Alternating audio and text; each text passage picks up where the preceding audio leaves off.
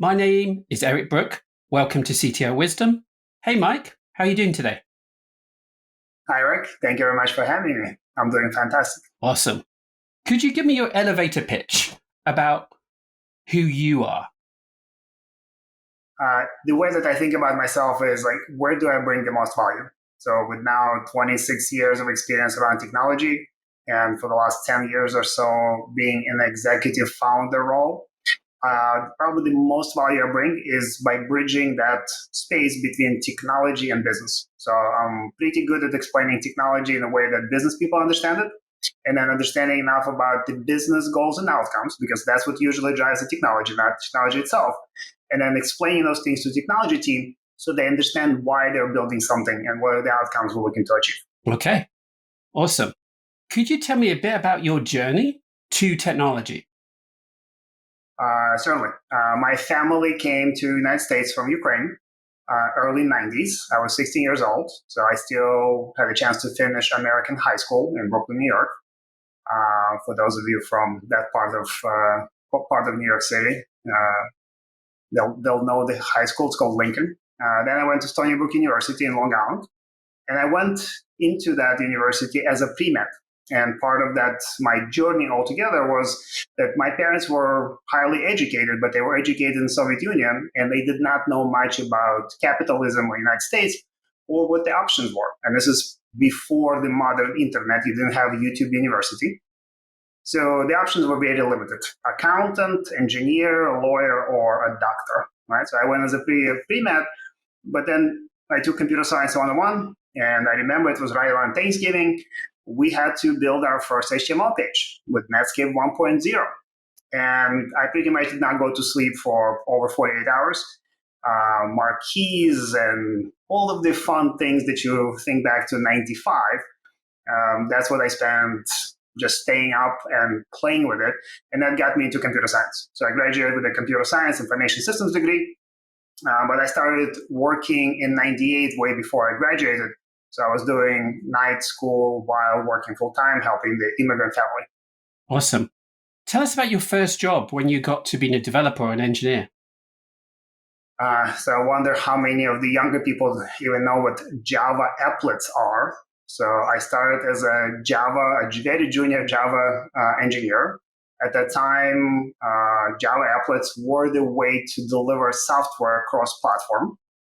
And we were building, the company I joined, we were building an e-learning platform, learning management system.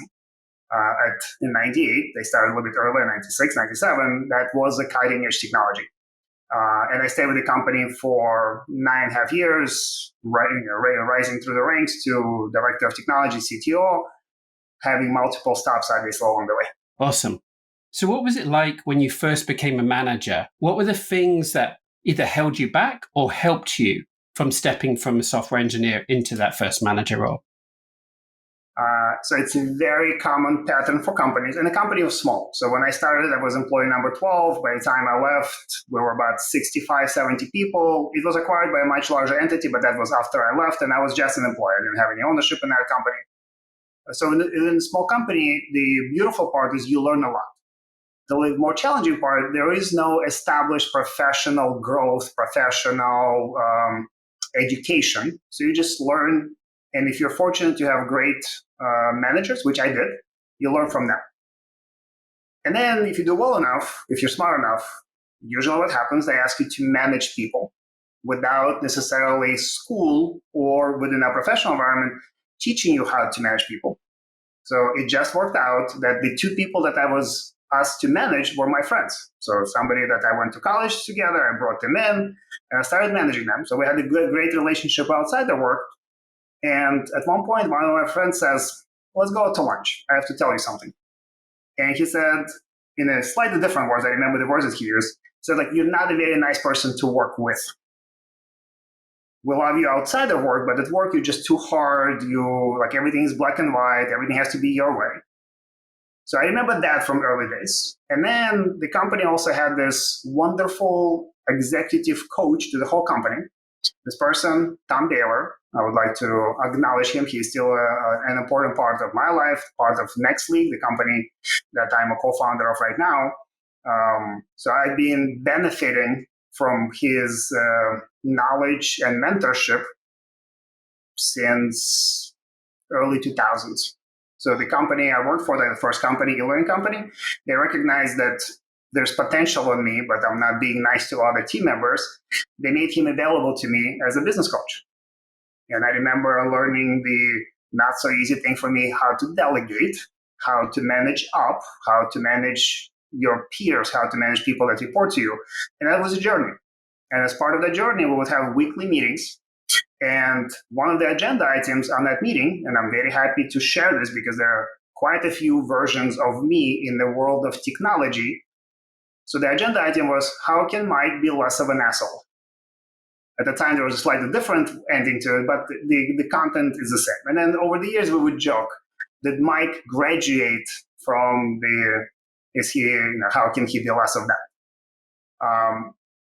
And that was the process of me learning the meaning of the word empathy and emotional intelligence, between being an immigrant, and I didn't speak English when I came to country when I was 16, and ending up in Brooklyn, New York. I didn't really start speaking English until 19 years old when I went to Stony Brook, because if you're not familiar with Brighton Beach, where the Russian community is originated, you can think of Chinatown, but the Russian-speaking version of it. So between not knowing that many words in English altogether, and there's a general stereotype. If you have high IQ, doesn't matter computers or doctor or whatnot, the EQ is usually not that high. The beautiful part is what I learned over the years is emotional intelligence can relatively easily be taught. That's what personal development is all about. That's what leadership coaching. That's what Tom Baylor has been teaching me and my coworkers and colleagues over the years. So that's great to hear that journey in terms of learning about emotional intelligence and empathy. Are there any examples that you caught in yourself? Like your friend obviously gave you some great advice, and it's sometimes tougher to work with our friends than with necessarily non-friends. Were there any other specific things that you can remember back from that time that you changed in your behavior? A few of them. So I can just call out the ones that I remind myself quite often, and I remind others. I should not be the smartest person in the room, right? The expression goes, if you're the smartest person in the room, you're in the wrong room, right? So the idea is that I want to be surrounded by people who know more than me, smarter or know me. That's an interesting conversation to have. But if I know more than everybody else within my team, that's a problem, because I become a bottleneck. I also think about my leadership style. What I aim to do is servant leader. So my job is to unblock any blockers and to serve my team so that they can work and deliver whatever the project we're working on. I also learned, which is not easy, is to speak last in the meetings. And that allows people that report to you feel comfortable to share. And then me, like as a leader, I benefit from everyone's ideas before I speak. Because if I speak, that will prevent others to raise ideas because, the manager, the boss spoke, there's nothing else I should be adding to. Right? There's this dynamic. The other aspect or the other lesson is I am looking for people that report to me, and then the same thing that to my partners, business partners within the business. I'm not looking to come with a problem. I'm looking to come with a problem statement, a couple of options of how it can be solved, and then a recommendation. Right? So there's a pretty common, well-known, like the standard, like 1-3-1. Like, what is the problem statement? What are the 3 options you consider of how to solve it? And what is your recommendation? And now the person who brings that to me they're not just looking to me to solve it. They already went through the process of thinking through. And if they're good at their job, they probably will not even come to me, because they was like, there's no reason to come to bring this up, unless it's something big or financial or technology challenging. So those are probably the top recommendations I would make. Thank you very much for sharing those insights. Okay, so continuing your career journey, when did you start managing managers? Probably when we started the professional services company. So the journey was that junior Java developer, then started to manage developers. Within that journey, within that first company, I started to manage, so there's like backend developers and then front-end developers, and we had a desktop app at the time. So like I would manage those people and then manage others. So I had a little bit of experience, but it was early on. It's when we started, so the current company I work for, or co-founded, is called Next League. So we work, like we're a set of technologists, designers, product managers that deliver strategy, consulting, build, and maintenance of complex technology solutions, specifically in the sports industry. So if anybody is a sports fan of NASCAR or PGA Tour or USGA, Chelsea Football Club, so like the first couple of names, we currently serve them, like we're partners with them, we deliver software for them. And then there's plenty of other well-recognized names that we served before, because the company started in 2008. But the way it started is it was 4 friends that decided, okay, we're somewhat tired and we want something new to do. Let's start this. And it wasn't focused on sports. We kind of evolved into that. In the beginning, I was a developer. And then I had to learn how to be client-facing person, right? Which I was not as much within the product world because there was a commercial team.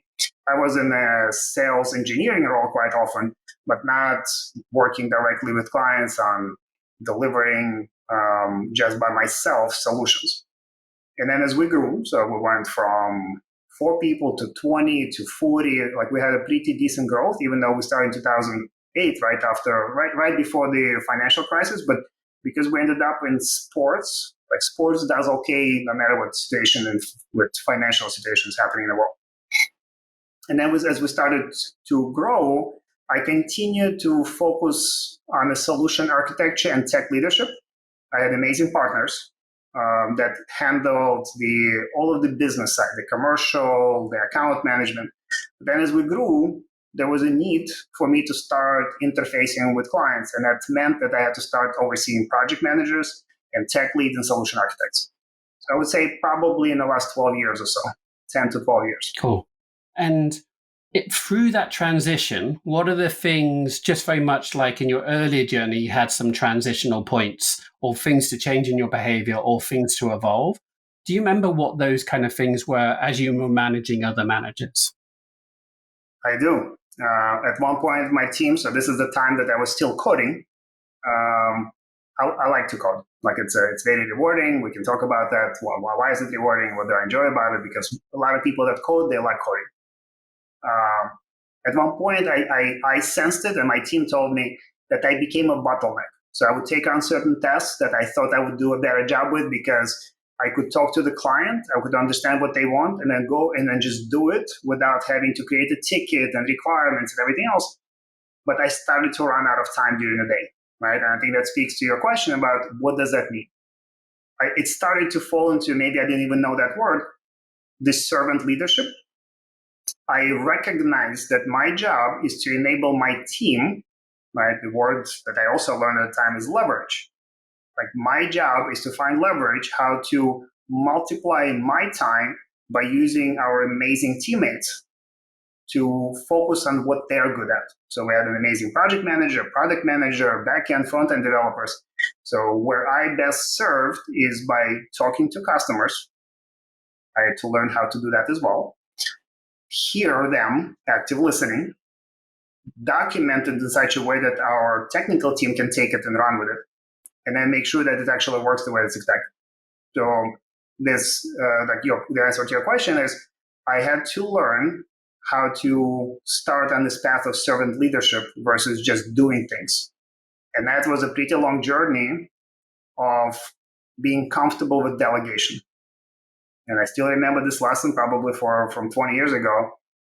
Yes, it's not going to be as good as you make it, but is it good enough? And that's not an easy thing for us technology people to be okay with. Awesome. Thank you for sharing that.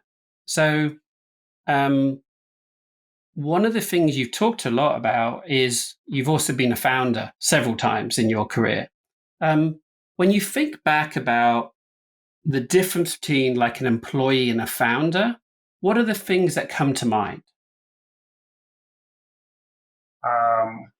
A lot of people look at Elon Musk or Mark Zuckerberg, and I think about like that's an entrepreneur. That's a very specific type of person that is able to do what they do. For most other entrepreneurs that I know and I've met, it's a bit of a roller coaster. Yes, it's exciting. It's also exciting to have a child, which is very difficult. So having a company where not only, let's say, if you have one child, then that child relies on you, right, to provide food and shelter. When you start a company and you ask people to trust you to join you on this and potentially amazing journey, but if people study the statistics, startups, not only 9 out of 10 don't make it. It's like 97 out of 100 don't make it. Right? Most companies don't make it to 7 years. There's like something like less than, I think, 4% make it to 10 years, if I remember the statistic right. It's definitely less than 10%, and I think it's less than 4% that make it to 10 years. And I didn't know these things, right? And then there's a beauty in not knowing, because then you just do the work, right? Running with your head down. So that's kind of like, so I didn't understand much about the business when we started the previous version. I'm very fortunate that two of my partners in that business, they were savvy businessmen, and they were able to figure out finances and margin, and I had to learn how professional services companies work. So when I was told by people who were now more knowledgeable than us that it's pretty amazing what we're building, like in the beginning, it felt like, why are you saying this? We're just doing good work. It's only then I realized how unique of a situation it is. So entrepreneurship is super hard. So the people, my partners that I work with, I've now worked with them like from 2008. Right, one of them I worked with even before, and most marriages don't last this long. Right, most relationships don't last this long, and we decided to start another company. So that just also tells you how unique that relationship, that partnership, and at the core of it is all relationships. And that's where emotional intelligence continues to play an important part, where like any relationship with your children, with your significant other, you as business partners will go through some difficult times, and you have to find your way through it without being unpleasant to each other. So I guess in some ways you get very good at conflict resolution, conflict management. You have to. And in many cases, what you want to do is actually conflict prevention by over communicating, by not holding on to some bad feelings, just talk about them, right? And in most cases, because we also now have a history of the relationship that we have, we know that we went through battlefields, like to make sure that we save each other and survive in this difficult journey. So I don't think there's any topic that we can't discuss. That's great. And then that confidence and that relationship, people feel it, right? And we were very fortunate that this new version, Next League, we're about 100 people now. Probably 75 to 80% of these people came from the previous company. Like there was a couple of interesting situations why it worked out this way. And we're super grateful that all of these folks decided to trust us once again. And we also acknowledge ourselves for building the culture and doing all the right things that these people decided. Like, some of them became good friends over the years, right? Some of them have been with us for 16 years, some of them 10 plus. So there's relationship, conflict resolution, conflict avoidance, expectation management, right? Being transparent, saying, team, this is hard, but we've done this before together, and every one of you can impact the product that we provide. And the reason why our partners, we don't call them customers or clients, we try to call them partners, there's a specific meaning for it, but the reason why they stay with us for 6, 10, 12 years is because we are easy and nice to work with, and we produce amazing output in a very challenging technology landscape because of the number of devices, the number of different connectivity. So there are a lot of complexity, and we make it easy for them. Awesome. So you're a CTO now. When you reflect on your role as a CTO, how is that different to the other roles? What are the things that you're often thinking about for your team? And for your listeners, I would also answer it in not just like within my experience. Like when you think about CTO, or Chief Technology Officer, there's a Chief Technology Officer for Chase Bank. There's a Chief Technology Officer for a startup of 4 people. Right, so that definition will mean different things at different points, even of my work. So let's say we decide that in a couple of years we want to do something else. Like I'll be a CTO, but I will have to figure out how to be hands-on CTO. So today, when I would engage with customers, my role is a solution architect. So as a solution architect within professional services, the job of a solution architect to be business technologist. So understand a lot about technology out there. Some of us are more hands-on than others. Some still write code as much as I would like to. I don't. And within that role, that's what solution architects do. Like bring together, find the best and easiest way to achieve most of the functionality the customers want. Right. So one of the compliments that one of our clients gave us over the years that we as a team, we find a way to deliver 90% of functionality for 50% of the cost. So that's a pretty good compliment to live up to.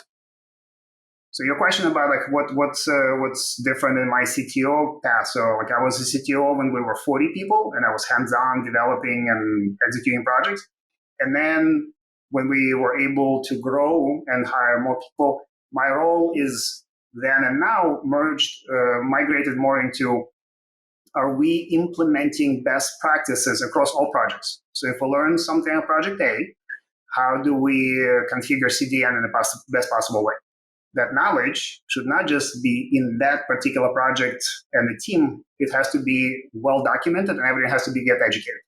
So a lot of it became more of the best practices, education, hiring practices, and then if there's a complex project, making sure that I'm plugged in and whatever knowledge I have that I can benefit. And then also making sure that so delivering in the world of sports is pretty different from other things that I know. So we as technologists, that have been around for 20 plus years, we kind of went away from waterfall, or like that was a journey from going from waterfall delivery to agile. So there's always a next sprint. That is not true in sports or entertainment. Like Oscars happens when Oscars happens. In us, it's Super Bowl, Daytona 500, whatever it is. Early on, we had to learn how to deliver against dates that don't move. It is not a very common reality for most software developers. So it wasn't common for me because by that time, learning from Amazon and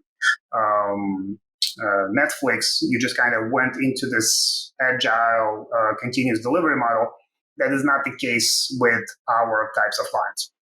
So we, as CTO, we had to create processes to make sure that we don't overpromise from technology perspective, and that we deliver on time something that will work at the scale that our clients expect. So you've become professionals in establishing an MVP to a deadline. Is that a way of thinking about it? The short answer is yes, but now we can get into an interesting debate and conversation that, in my view, the word, the acronym MVP now means different things to different people. So I remember, I forget if it was LinkedIn founder or somebody else smart that said that if you are not embarrassed by what you ship, you're shipping too late. I don't think that that's the world that we live in anymore. I think it has to be full feature, and especially for our customers. It cannot be MVP, right? If we are taking an existing platform, like think about any major league, think about like any team, we can't release it without a leaderboard. We can't release it without some amazing integration of video highlights into the video player, because that's what fans expect. And that's what's expected of us because that's what we're good at. So could you give some examples? Because you're absolutely right. A large number of companies use Agile in a continuous loop with some deadlines, usually for contracts or big partnerships, they will probably have something there, but the vast majority of the work isn't. What are the things that you've learned from establishing having a deadline, if you like? The way that I probably would explain for those for the audience members that don't know this world as well. I had to learn this, that most of the world is divided into companies that ship products, and the other part of the world are companies and individuals that provide professional services. So somebody comes in to fix your fridge, to software development, like that's the world of professional service. And within professional services, the more complex something is, like building a house or building a completely new, brand new digital experience, we as a society, we've been building homes and houses and apartment buildings and cities for 10,000 years or so. And you would think we would be good at it. But if you talk to anybody who's built a home or who's gone through a major innovation, deadlines are never met or very rarely met, and usually over budget, right? So we had to figure out how not to do that. And that is a very complex formula. It's an art based on scientific approach to it. So within that delivery of the project, we have a next league project lifecycle that we've developed, and we educate everyone who joins us new, or we remind ourselves when we build a proposal.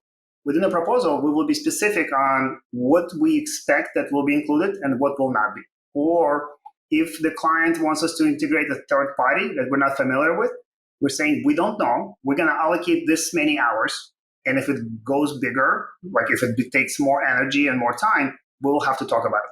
So that's the expectation management, which is also, to me, falls into the emotional intelligence, empathy. Nobody wants to be surprised at the end. It's like, oh, we didn't know, and now we're late on the deadline. So for us, it starts from the proposal that includes estimations. So based on our now 16 years, let's call it 15 years of experience, we approximately know how many front-end developers, mobile developers, back-end developers, CMS developers we need in order to launch a digital experience of different type of complexity. And we are very transparent with our clients when we are providing this. We tell them, this is what our expectation is. And if 2 months before launch, you have a big partner come in and expect something else, which always happens, we are not accounting for that. We will do our best to address your business need, because that's what we're in business of, solving business problems and delivering guest outcomes. But we just don't expect that today because we don't know. So we figured out, and been pretty successful at it, of delivering against those dates by having a very strict process of, even when we are doing designs early on, like it's so easy, like if the project has to be delivered 9 months later, it's so easy to spend way too much time on the homepage design and requirements, forgetting that there's now also data integration and video integration and 27 partners that need to pull the data. So we have to be strict, saying we need to be done with this in this time frame in order for everything else to work. Awesome. So I heard in some ways you time box things to give, like, using the experience of your team and your company, that you've built a number of things, learned from that experience, and also you avoid scope creep from adding things, or negotiate it as per needed in the time of the business. We do our best, right? So the other thing that I mentioned is our clients like working with us. So if you're too strict, saying like, you can't do this, or we're going to charge you, do a change order, then that's not it doesn't provide for the relationship that we have now. But it's the job of a project manager and account manager to make sure that these things happen, because otherwise it's much better to push back somewhere in the middle of the project than to deliver bad news at the end that we're not launching before a big event. Absolutely. Okay. Thank you for that. So when you think about success, what does success look like for you, and what has helped you be successful? So I do think about the word success quite a bit. Like generally, I think that every single word matters, and like choosing the right words and pausing and thinking like is a good idea.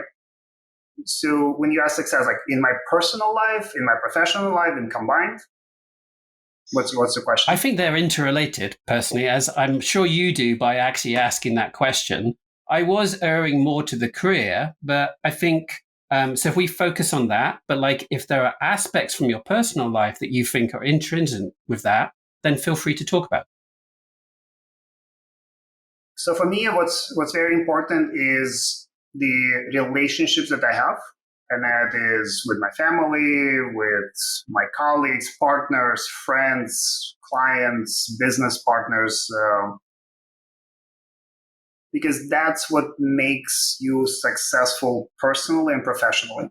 Right? We are social animals. Like that's the part of evolution. You can't take it away from us. We like being together, and learning how to be good in groups with others is a very important part, right? So the success to me, like a big part of it is learning that about emotional intelligence and empathy and how to like the basics of psychology, understanding why you feel a certain way when you have an emotion and how to deal with it, and then understanding that helps you understand others. The other part, I love the ability to combine my professional activities and my personal. And I know a lot of people will think about the work-life balance. And to me, the work-life balance, the image that comes up is somebody walking a tightrope across two mountains with a long pole, and there's very little movement, right? Like you want to stay as still as possible. That is not the reality of anybody's life, right? My wife and I were very fortunate. We have 3 active boys, and sometimes there's a game in the afternoon. Sometimes one of them gets sick. Sometimes we go on vacation. And I think about it, if I get where I picked up this analogy, I think about juggling. And the reason why juggling works for me as an analogy is because if I have a big delivery for the client, or there's some conferences or whatever, sales meetings, I will go and I will not see my family for a week or longer. And that means that I'm prioritizing, I'm juggling my work, juggling balls more so. And I'm actually letting some of my home juggling balls fall to the ground. And it's okay to do it once in a while. But if you start dropping balls too often, they'll start breaking. So it's finding that right juggling balance, right? So there's also a balance there that allows you to do both without causing too much damage to each part, right? If I were to not participate in happy hours or team building activities, and then only spend time with family outside of work, then I'm also damaging my professional relationships, or not necessarily damage. I'm not doing it justice, like as a leader, as a co-founder. So to me, the success is a combination of all these complex things, while also continuously learning. So there's an acronym, CANI, continuous and never-ending improvement. So I look at myself as a very curious, never stopping learner. How do you learn? What are your preferred learning approaches? It's a combination of consuming content. So from YouTube videos, like Friedman or whoever, Joe Rogan, like any type of like eclectic content, I certainly like that. I do value going to conferences. So I'll be heading out to NVIDIA AI conference on Saturday. And it's been a while since I've done a professional conference, because like we started Next League 2 years ago, and as you start a company, it's very busy. But the way I look at these conferences is that I know that it's very rare that I don't take away 3 to 5 really impressive, interesting things. And for me, my time, which is also an expensive commodity given the family life and work life, and the money that we're going to spend going to conference is well worth it usually, in most cases. Because then I'll bring something to my team, I will educate them on whatever I learned, I'll make some connections, I'll find some product.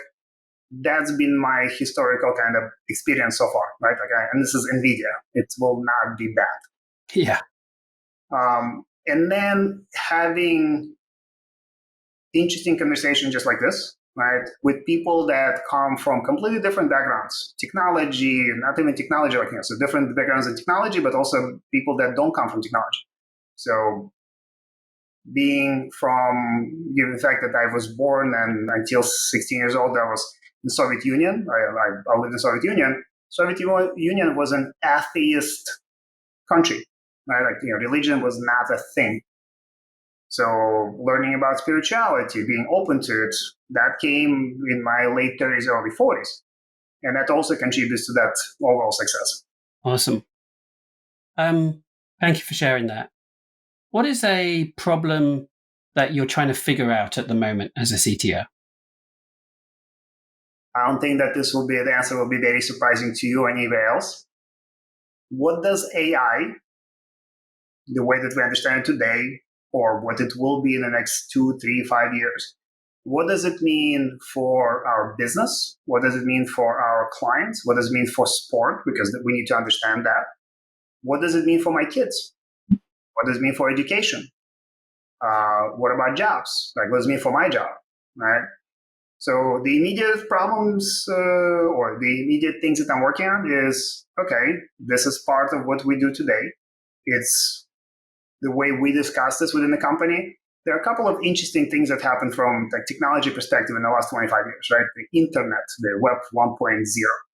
Then I would probably point to Amazon Web Services, like as another, not evolutionary improvement, but revolutionary improvement.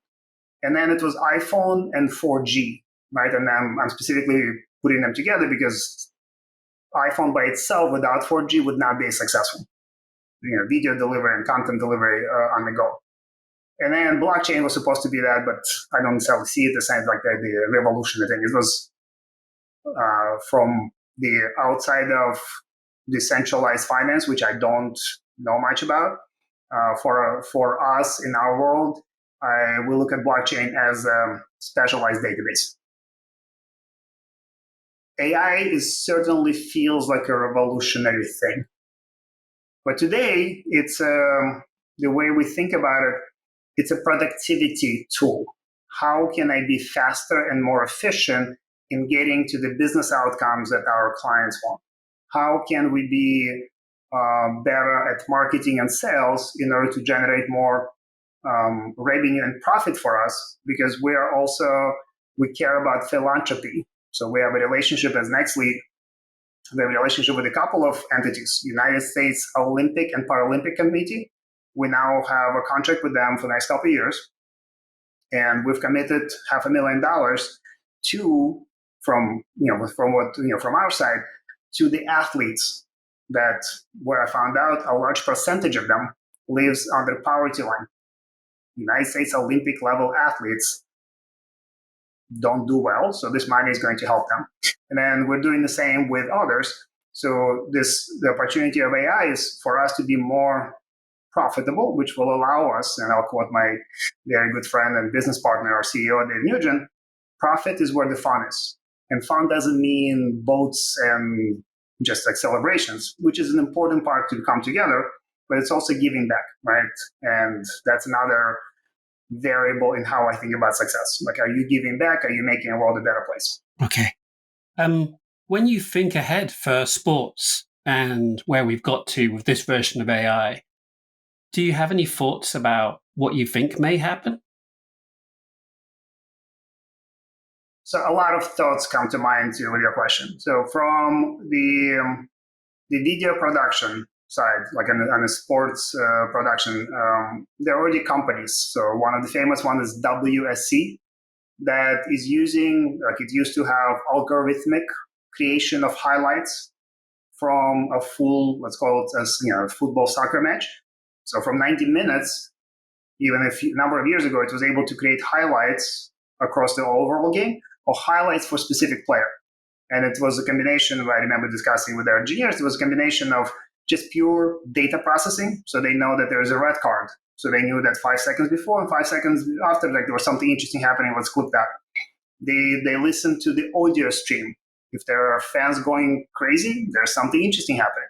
And then starting to apply machine learning models, AI models, like I don't know what's underneath.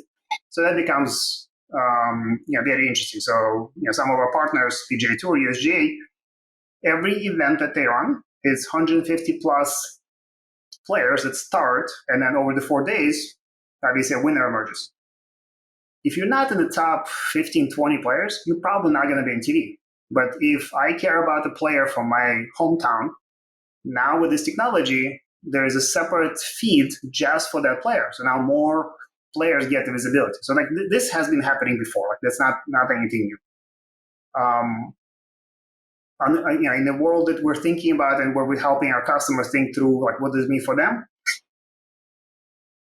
leagues and in Europe teams have been making money by selling their intellectual property, like licensing their intellectual property, which was video. What does AI mean for them in terms of data?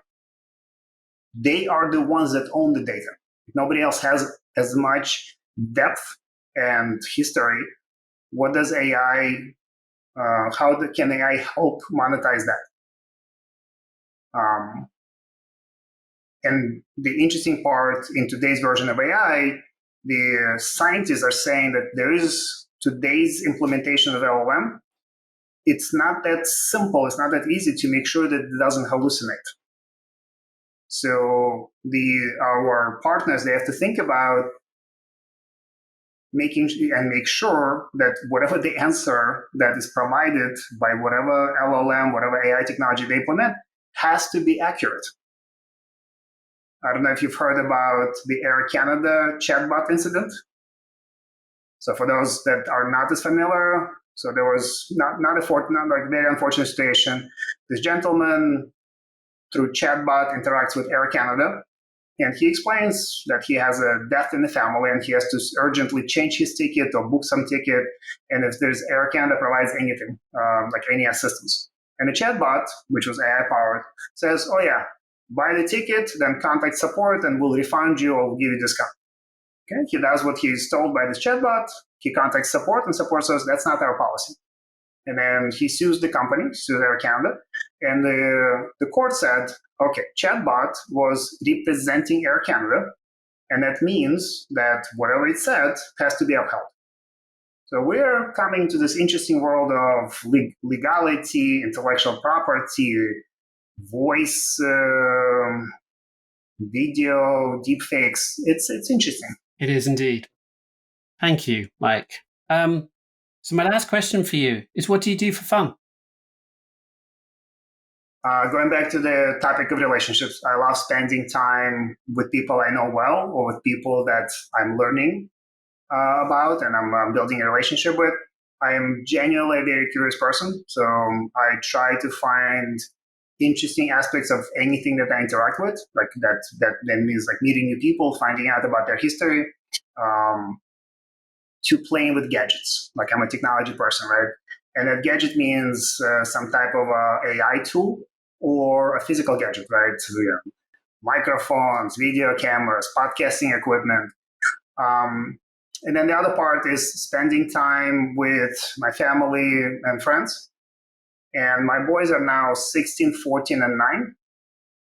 So we're out of the diapers and right, they're they take care of themselves.